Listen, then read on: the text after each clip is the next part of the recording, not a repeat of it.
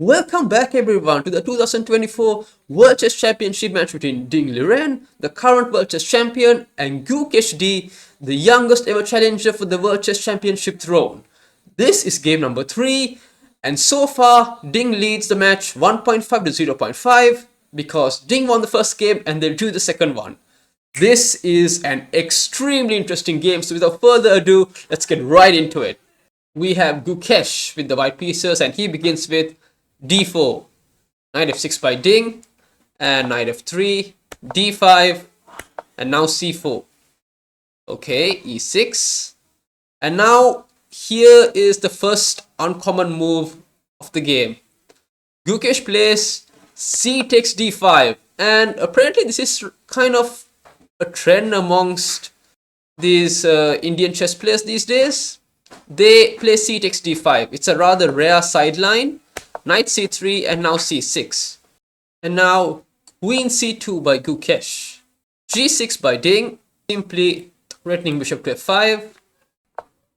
h3, and yet another weird move. If you check the opening database, this move has been played around 7 to 8 times. It's a rather unique idea, as you will soon find out. Bishop f5, queen to b3, simply going for that weak b7 pawn. Queen b6, and as you can see, there is nothing exceptional about this position at all. Until now, g4. What is this? White's entire idea was to simply threaten black's f5 bishop with the h3 g4 push. And the reason this works so well is because right now, Ding is rather hesitant. So by taking the game into rather muddy waters, Gukesh has successfully caught his opponent completely off guard here. And Ding spends 15 minutes here and plays queen takes b3, a takes b3. I am sure Gukesh has this all figured out. This is all his opening prep. Bishop to c2 by Ding. But the thing is, this pawn on b3 does not need to be defended, and Gukesh fires off bishop f4. And if you in fact take on b3, then we have knight to d2, and oops, you have to be careful here because after bishop to c4, then knight takes c4, d takes c4, and after e3,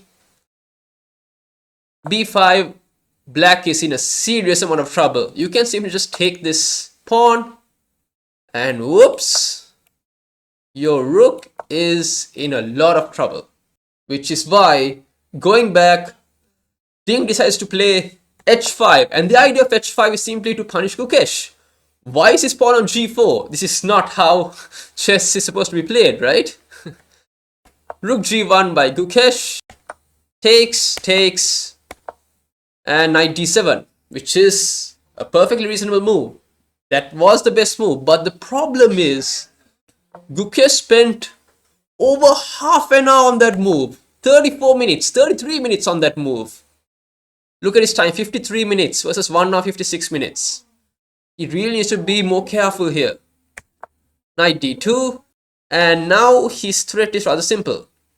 Rook c1 just wins the bishop here.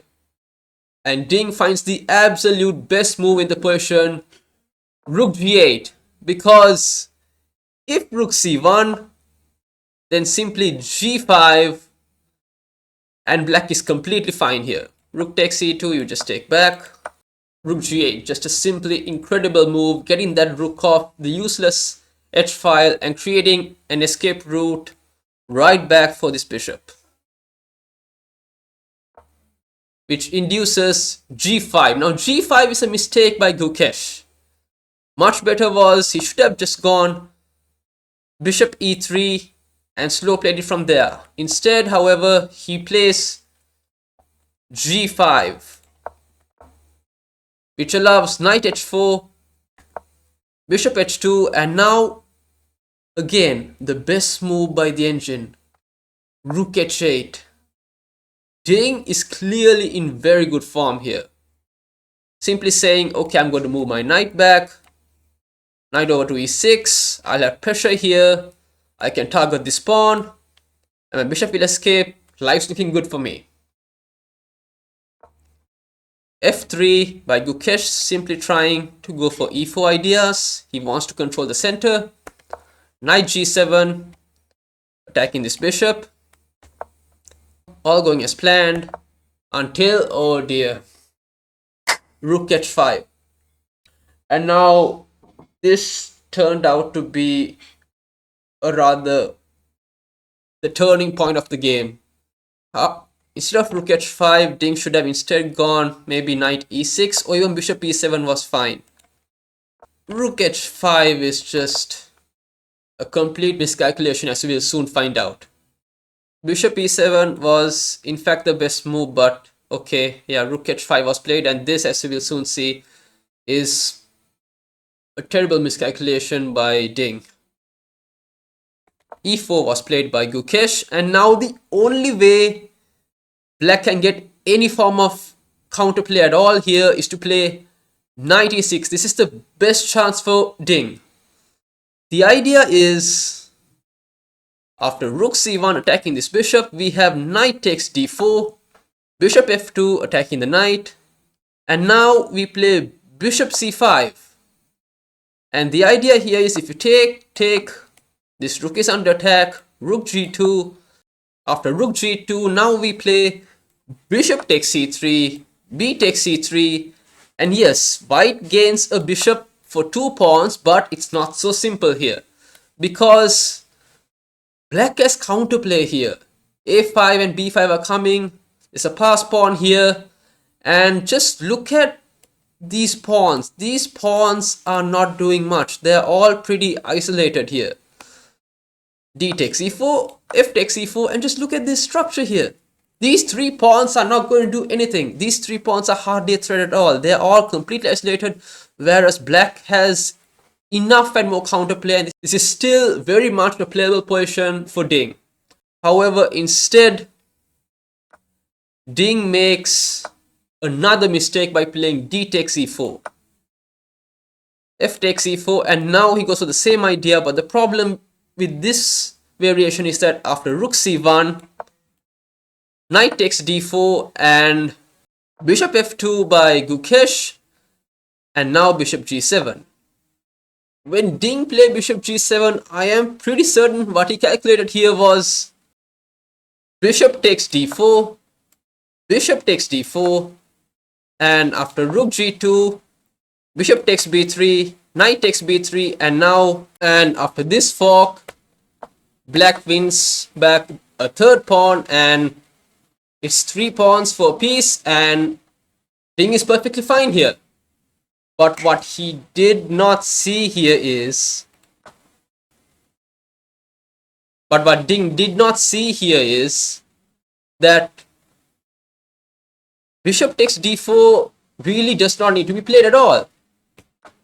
Here we can play knight e2, and this is what Gukesh played. He played the best move, and it's here where Ding's problems start to happen.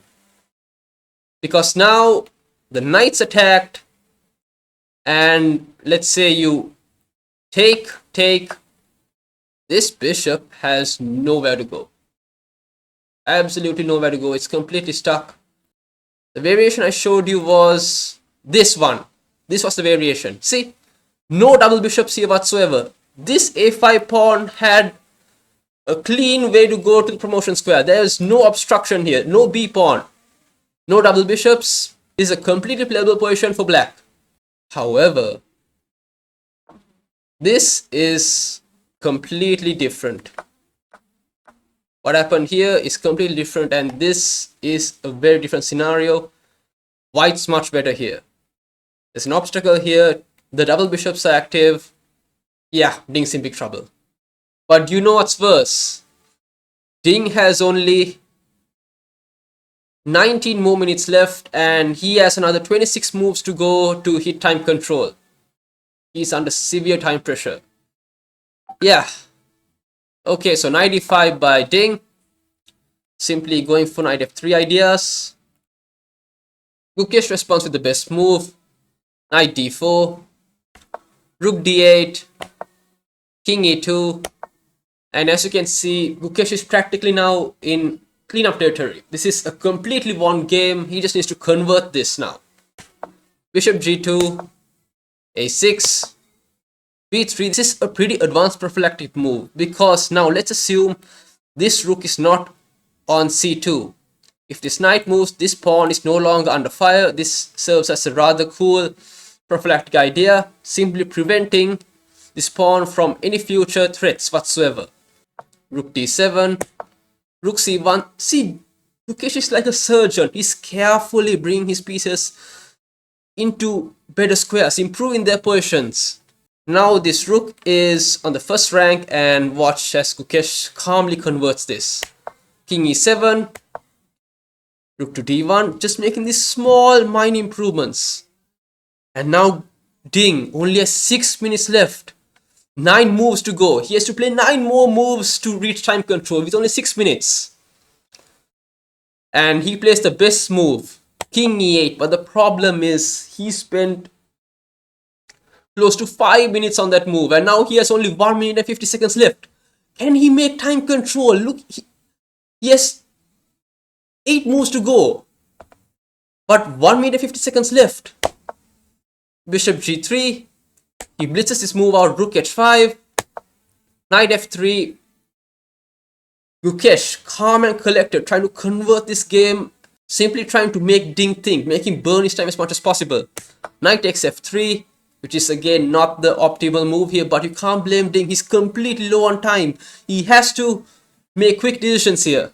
Gukesh takes back with the king, which in fact is the best move.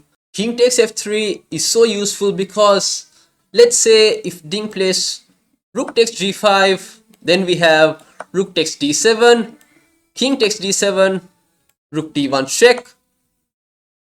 And if the king comes forward, then bishop h3 check. You see, this bishop just rerouted here. If this bishop was over here, it would not be so simple, would it? And if f5 is played, then we just simply get the rook back to e1, and black is completely busted here. It's GG's right then and there. So after king takes f3, Ding goes bishop d4, rook h1. Ding spends another 58 seconds on this move and plays rook takes g5, and now he only has 9 seconds left and 5 more moves to go to hit time control. Bishop h3, f5, bishop f4 by Gukesh, rook h5, and yeah, apparently Ding loses on time.